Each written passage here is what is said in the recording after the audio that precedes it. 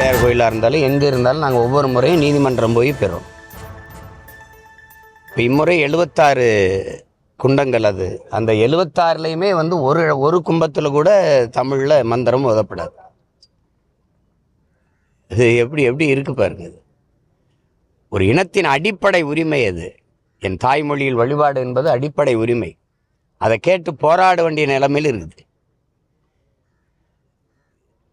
இந்த திராவிட ஆட்சியாளர்கள் அதெல்லாம் வேடிக்கை பார்த்துட்டு நாங்கள் ஆயிரக்கணக்கான கோயில்களில் குடமுழுக்கு நடத்தி என்ன அன்னை தமிழில் நடத்துனீங்களா? அதான பேச்சுங்க. அனைத்து சாதியும் அர்ச்சகராகிறதுல இல்லை, அங்கே என் அன்னை தமிழில் அர்ச்சனை நடக்குமாங்கிறதான் அங்கே இருக்கிறது கேள்வி. எங்கேயோ பெத்லகேமில் செருசலேமில் பிறந்த இறைமகன் இயேசு, அவர் மொழி அரமாய்க்கு, அவர் தாய்மொழி அரமாய்க்கு. அவருக்கு இங்கே இருக்கிற தேவாலயங்கள்லாம் பரலோகத்தில் இருக்க எங்கள் பிதாவைங்கிறதே மாற்றி இங்கே இருக்கிற இளங்குருமார்கள் வந்த பிறகு விண்ணுலகிலுக்கும் என் தந்தையேன்னு வழிபாட்டை தொடங்குறாங்க. பிதாசுதன் பரிசுத்தாவியே கிடையாது, தூக்கிட்டாங்க. தந்தை மகன் தூய ஆவிங்கிறாங்க.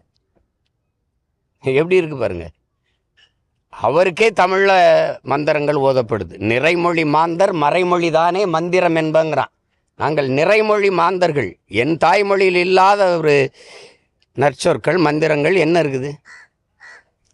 என் அவ்வையின் தமிழள்ளி பருகவே நான் வந்தேங்கிற முருகப்பெருமானுக்கு முதல் தமிழ் சங்கம் வைத்து தமிழ் வளர்த்த எங்கள் இறைக்கு எங்கள் தாய்மொழியில் வழிபாடு இருக்காது, நன்னீராட்டு இருக்காது அப்படின்னா குடமுழுக்கு. நீங்கள் கும்பாபிஷேகம், அதில் கூட கும்பாபிஷேகம் அந்த சொல் கூட தமிழ் இல்லை. ஒரு குடமுழுக்கு என்றோ நன்னீராட்டு என்றோ சொல்கிறது இல்லை. அதை இந்த கொடுமையை வந்து இந்த தலைமுறையில் நாங்கள் நின்று எங்கள் இறைக்கு முன்னாடி போராட வேண்டியது இருக்குது.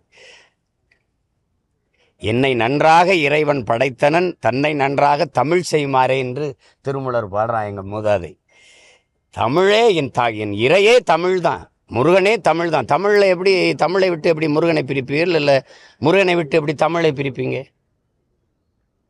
எங்கள் சமயம் சைவம், சைவமும் தமிழும் தலைத்து ஓங்குக என்றுதான் மடங்கள் எல்லாம் எழுதி வைக்கப்பட்டிருக்கு. சைவத்திலிருந்து தமிழை பிரிக்க முடியாது, தமிழிலிருந்து சைவத்தை பிரிக்க முடியாது. அந்த இறைக்கு தமிழில் மந்திரம் ஓதப்படாது என்பது எவ்வளவு பெரிய வரலாற்று கொடுமையும் துயரமும். இதை சகித்து கொண்டு தமிழ் சமூகம் போயிட்டு. தூத்துக்குடி விமான நிலையத்தில் நாம் தமிழர் கட்சியின் தலைமை ஒருங்கிணைப்பாளர் சீமான் செய்தியாளர்களை சந்தித்தார். அந்த காட்சிகளை பார்த்தும்